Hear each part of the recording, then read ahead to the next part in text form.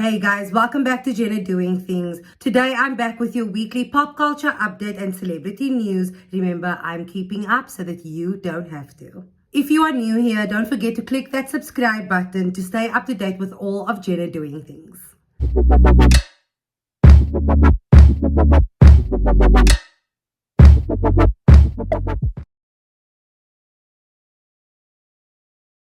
This week felt like an absolute fever dream as there was so much news, so much tea, so much happening that it felt like, is this real? Last week we had almost no news that I had to, switch over to making news about TikTok drama.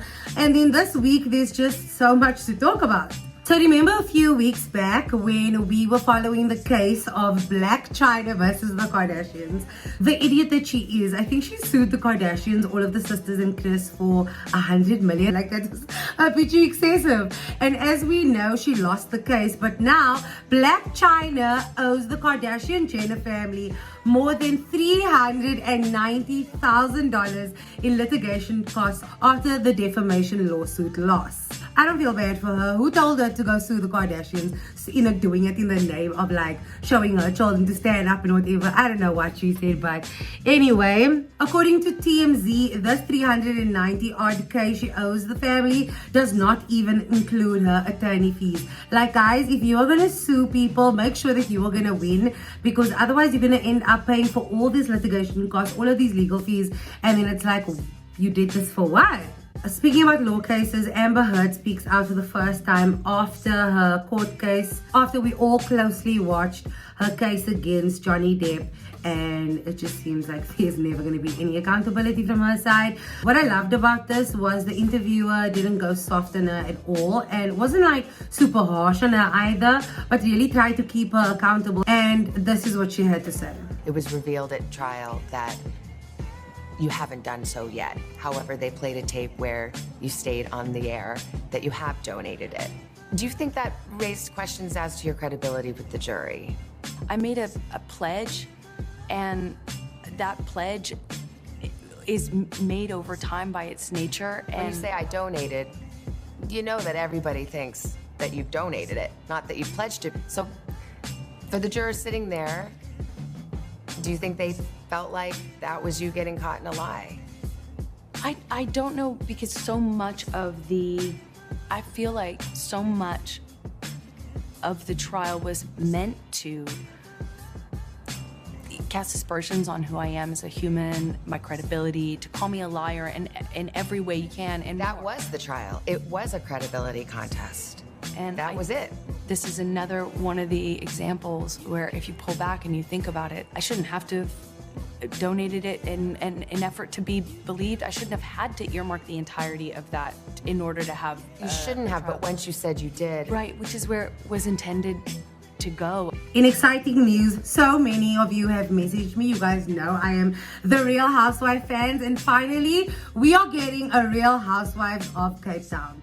Am I excited? I don't know, because to be honest, I don't know the cast very well. This week it was announced that the Real Housewives of Cape Town is coming to Mzansi Magic this July. I think the first episode is going to be Sunday the 10th of July, 7 p.m. So I'm excited to see it. Everyone's asking me what are my thoughts, but I only know one person on this poster, and that is my health and fitness queen, mom, and mogul, Rush Tush. Everyone who knows me knows that I am a big lover of the Rush Tush recipes, and if you guys don't know who she is, check her out. She is the fitness queen of Cape Town. At this point, she is the only reason I will be watching the show, and I really hope it's not going to be disappointing. We don't have the housewife taglines just yet, but we do have a little sneak peek.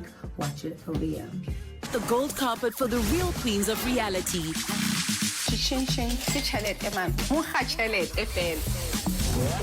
There's no minimalism in my house, darling. I'm living the dream. It's my moment. In Cape Town, everybody's got skeletons. Talking about influencers this week, the influencers, I think it was just a trend going around with asking the anonymous questions. I don't know how else to explain it, but people really took this opportunity to ask messy questions. And you know what? I know that my channel, or Jenna Doing Things, has become associated with spilling tea. No, not spilling tea, sharing tea. Like I've said before, I'm not sharing anything new that isn't out there, that these influencers have not posted to their own social media accounts. But I don't ever want to be associated as messy or ugly. And it seems like that is what the public went out and used these anonymous Q&As for. People really took this as an opportunity to be ugly, I feel. And what I loved is the unapologetic clapbacks from these influencers, which I will now share with you. Starting off with our favorite influencer couple, Xavier. Before I get into the anonymous questions, they actually did these questions as like a prelude, which I thought was a very smart move, before launching or going live with their joint YouTube account and their joint TikTok account. And they actually have a video up on their channel right now explaining how they got together and how they first met. So if you want to see that, go watch that on their channel right now. But that was not what you guys wanted to know. With Nadia and Xavier, people took this opportunity to ask both of them if Xavier had cheated on Mishka. And there was like a theme of just insinuating that he's a bum and is he gonna live off Nadia, and why doesn't he have a car, and is he even gonna provide for her? Does he have a real job? They asked Nadia, who pays for things? Who pays for your trips? Who pays for your stuff? And I'm smiling why I'm saying this, because I loved Xavier's response. But with Mishka, people somehow asked, was she part of Dubai Porta Party? Are you guys insane? What the fuck? They wanted to know from Queen of Jozi why she's not friends with Kim Jade anymore, and she says, oh, you slut, like this is 2 years ago stuff. They somehow asked Neevan Ferris if she's pregnant. This lady had to announce on her TikTok today to say, guys, please stop asking me if I'm pregnant and when I'm gonna have a gender reveal. What? Elizabeth scoffed. A majority of Majestic Mey's questions were attacking her for how she parents her child and where she lives. Asking for receipts for a title deed. Are you fucking kidding me? But no influencer clapback was better than the one from Rushana Issacs this week. This week, she just about broke the internet with the news that she got married over the weekend. So many people have messaged me, tagged me in things, asking me to spill tea about this event. And there's just one thing I want to say.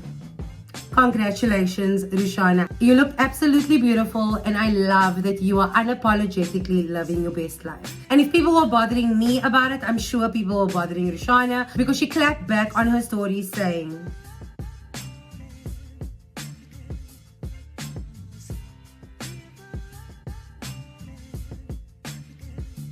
So, people think you're 16 years old. Why couldn't they think I'm 16?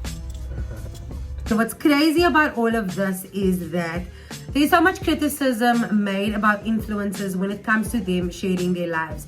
So many people say you share everything online when it's convenient for you, but when you're going through something or when we want to know something, then you suddenly don't want to tell us. Now, on the one hand, I do understand that we are so invested in them and we are so invested in their brands that we think that they owe us answers to what we want to know, right? If our criticism is that influencers aren't open enough about their private lives, then I want to know, why are we being so harsh on Rushana?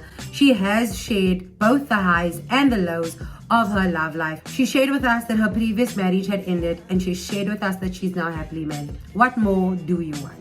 Talking about breaking the internet, the queen of breaking the internet, the Beyoncé Giselle Knowles Carter, removed all of her profile pictures from all of her social media accounts, and the beehive, me included, went insane. We didn't know what it was. We wondered, what could it be? And everyone was begging for new music. And this week, it has been confirmed that we have an album coming out, people! Wake up! Wake up! Wake up! Wake up! Wake up!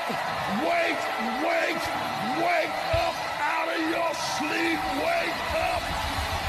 Wake up out of your sleep!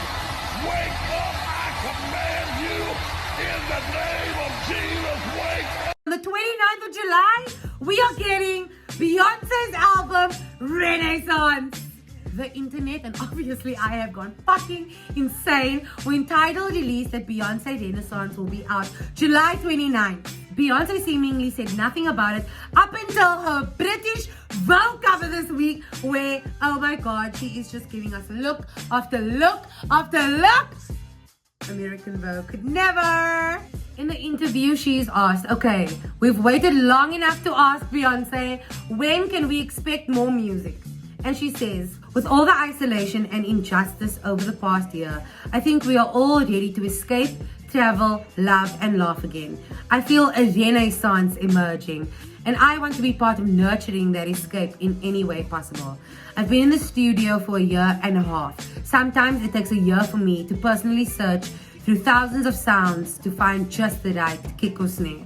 One chorus can have up to 200 stacked harmonies. Still, there's nothing like the amount of love, passion, and healing that I feel in the recording studio. After 31 years, it feels just as exciting as it did when I was 9 years old. Yes, the music is coming! I know you might be thinking this version of Beyonce Renaissance, but we've already got this. And when looking up the meaning of Renaissance, it means rebirth. And I cannot wait for the rebirth of Beyonce. I don't want activist Beyonce. I don't want drunken love, wifey Beyonce. I almost don't even want mommy Beyonce. I just want a whole new Beyonce. And since this is called Act 1, I know that it's gonna be a journey to watch. So if you go to Beyonce.com right now, as the Beehive, you'll know her homepage is usually happy birthday messages for other celebrities. But now it takes you to Act 1 Renaissance. We don't know what Act 1 means. Is it a play? Is it a movie? Is it a double album? What is it? I feel like when it comes to Beyonce, naturally there would be 4 parts. And in my mind, as just like a drama student, that says a play to me. But we don't know what it is. But you can go to her website right now and you can actually pre-save the album onto your Apple Music. And that's what I have right now. You can also buy the Renaissance box set and it's $40. In the bag you have a collectible Renaissance box, a t-shirt and a CD. Who has a CD player, Beyonce? She's bringing CDs back apparently. It's a collectible box, 4-panel soft pack. I think there's 4 different boxes. It comes with a 28-page photo booklet and a collectible mini poster. Like, I would love that. Like, I just love that we are all wanting this, even though we have no idea what it is, no idea what the artwork looks like, no idea what we're getting, but we're just like, yep, add the bag. So while we wait for July 29th, this announcement has actually like made other artists shaking their boots a little bit. I don't know if that's why, but I feel like that's why. Drake released an album this week out of fucking nowhere. Let's go! Get out of here! Let's go! On Thursday night, Drake dropped his 7th studio album called Honestly Nevermind. And I personally haven't listened to it just yet. I just downloaded the album. But from what I've seen, people aren't enjoying it much. It is a dance album. And actually, this is a proud little moment. This is a little moment for South Africans, as Black Coffee has produced 3 or 4 songs on the album and co-wrote some of it. So just him writing and producing on the album is insane. Well done to Black Coffee. Last but not least, we have the end of our new season of The Kardashians on Hulu. This Thursday, the season has come to an end in a somewhat disappointing fashion. The focus of the episode was definitely delivering the news to Khloe and breaking the news to her that not only had Tristan cheated on her once again, but had now made a baby on her. On Twitter, she said, "This was definitely a tough episode, but there's so much beauty in watching how close my family is. We will always stick together and love one another deeply. Life is full of lessons, teachable moments. We should handle them with grace and love, even if we are hurt by them. Take your moment, cry, scream, but remain composed and remember that love heals and teaches more than anger or hate ever will. We all deserve forgiveness and most of all love." I don't know what this is supposed to mean. Fuck Tristan. That's how I feel. I don't forgive him. You might. And this is why we want to punch you in the face half the time, Khloe, because you are just way too forgiving for this man. And I hope that you never, ever, ever take him back, because this is the sign that he is, like Kylie said last week, just the worst person in the world. But more about that episode as we recap and debrief it on Kardashian Sunday. Join me then. And that's it for this week's pop culture and celebrity news.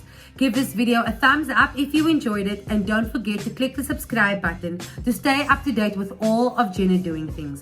Thank you so much for watching. See you next time. Bye.